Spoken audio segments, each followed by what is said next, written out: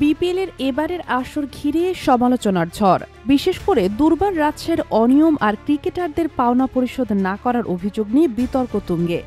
বিদেশি খেলোয়াড়রা টিকিট পাচ্ছেন না, স্থানীয় ক্রিকেটাররাও বেতনের অপেক্ষায়। আর এই ঘটনায় তুলেছে এক বড় প্রশ্ন, ক্রিকেটারদের হক কি মিলবে নাকি মালিকপক্ষ গায়েব? শুরুটা হয়েছিল মাঠের লড়াই দিয়ে, কিন্তু শেষটা হয়েছে টাকার লড়াইয়ে। প্লে অফ থেকে ছিটকে পড়ার পরই শুরু হয় মূল বিতর্ক।